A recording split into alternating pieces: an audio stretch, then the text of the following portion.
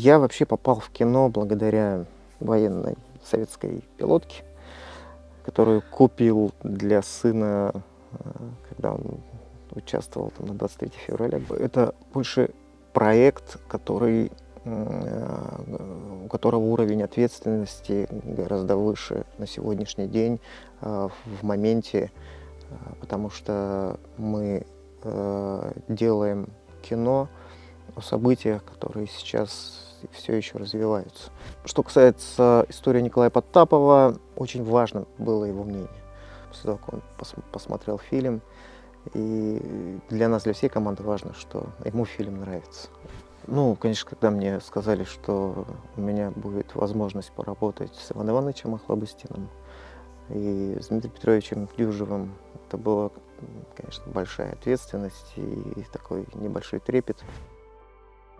Меня зовут Дмитрий Кольцов, режиссер, сценарист, продюсер, руководитель, технический директор медиалаборатории креативного кластера «Квартал труда». Первые съемки у нас были в Якутии. Тут в конце 2023 года, в декабре, это было порядка 6 сцен.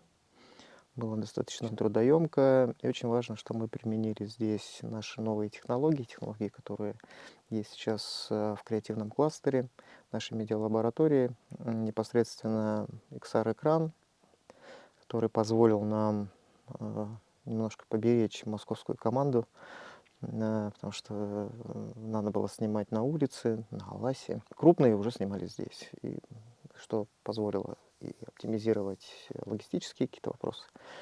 А основные съемки у нас были летом прошлого года, начались в мае и продлились до начала июля. Было достаточно ответственно и увлекательно, особенно для меня, режиссера не с таким большим опытом. Ну, конечно, когда мне сказали, что у меня будет возможность поработать с Иваном Ивановичем Охлобыстиным и с Дмитрием Петровичем Дюжевым, это была, конечно, большая ответственность и такой небольшой трепет. И в первой сцене, когда мы только начали с Иваном Ивановичем работать, я, конечно, немножко встушевался, но Иван Иванович мне дал понять, что я главный на площадке, и что решение по его игре, по его характеру, конечно, в первую очередь за мной.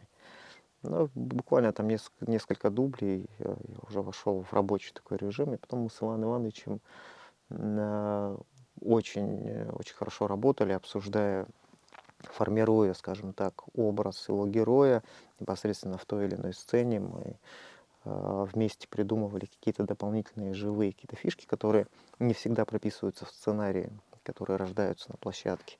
И вот эта творческая работа с Иваном Ивановичем, она очень классная, с ним очень легко и очень креативный он такой человек, такой всегда так подхватывает мысли. Там. Я говорю: Иван Иванович, а если мы вот так вот сделаем? Вот, он говорит: клево, давай, а может вот так? И это, конечно, очень сильно заряжает и дает возможность, ну, во-первых, наполняет такой творческой энергией. И я, конечно, мне очень сильно понравилась эта работа, очень большой опыт, очень важный. Что касается истории Николая Потапова, я когда читал первую версию сценария, я про Колю я слышал, потому что, ну, это в Якутии, после того, как объявлена была мобилизация, ну, мы в сообществе все в близком, креативное сообщество, но с Колей знаком не был, но я о нем, конечно, слышал, что Коля пошел добровольцем, человек достаточно успешный в IT, а, имея за плечами медицинское образование, у него вся семья медики, пошел добровольцем на передовую. И, конечно, это была большая ответственность его историю передать, реализовать вот в таком большом фильме. Но я понимал, что так как сценарист не из Якутии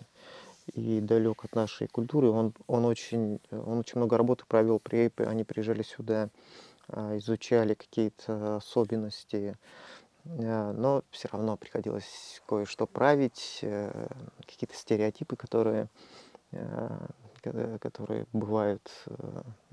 И очень важно, что этот фильм мне дал возможность подружиться с Колей. Потому что я сейчас могу с гордостью говорить, что я могу сейчас Коле написать, э, пообщаться. И очень важно было его мнение. После того, как он посмотрел фильм, и для нас, для всей команды важно, что ему фильм нравится. Ему очень нравится фильм. И его вот эта энергия, а он очень, очень позитивный человек, его эта энергия, она, конечно, заряжала всю команду, вся его история, любое его интервью, любое его нахождение на площадке, появление где-то на каких-то мероприятиях, оно, конечно, зажигало, но это огромная часть успеха реализации такого проекта. Участие в Запорожской области достаточно большое. Оно не так заметно с первого взгляда. Понятно, что Якутия, имея свой опыт и по части кино, и по части всех этих креативных штук, выглядит более участвующей в проекте. Мы знаем, что ситуация непосредственно в самом регионе, ну, это понятно, достаточно сложная, и то, что руководство находит силы, какие-то ресурсы для того, чтобы участвовать в таких важных проектах, это, конечно, вызывает огромное уважение. Я вообще попал в кино благодаря такой военной советской пилотке, которую купил для сына, когда он участвовал там на 23 февраля где-то. Я просто одел, натянул и сфотографировался. Еще подумал о том, что мне же, наверное, никогда не представится. То есть в военную форму одеть еще можно, стать военным. А чтобы в серьезном, во взрослом возрасте одеть на себя военную форму советских времен, у меня, наверное, никогда такой возможности не будет. Я немножко такой пожалел на эту тему. Но буквально через месяц приходит предложение попробовать себя в качестве актера вот, в проекте «Черен». И так получилось, что я сначала приехал на площадку, меня утвердили на роль лейтенанта Лободы. А так как я уже долго работал в продакшене, я вот как раз мог поговорить с каждым цехом немножко на одном языке. И со звукачами, и с операторами. Ну, благо оператор вообще мой друг хороший был, с которым мы начинали еще в медиахолдинг «Столица». Я по части режиссуры рекламы, написания сценариев для рекламы. Михаил Кардашевский, он был оператором. Вот. И закралась мысль, думаю, классно, клево, фильм про войну. Мы же в детстве-то все мальчишки бегали с деревянными автоматами. И когда мы гуляли на улице, кто-нибудь выбежит и скажет, фильм про войну начался, и мы все разбегаемся и смотрим. И поэтому фильм про войну, конечно, мне как мальчишке было, ну, во-первых, это азарт, во-вторых, это большая честь. И да, и как-то почему-то тема патриотики во мне откликается. Ну, а Алдан — это уже новая тема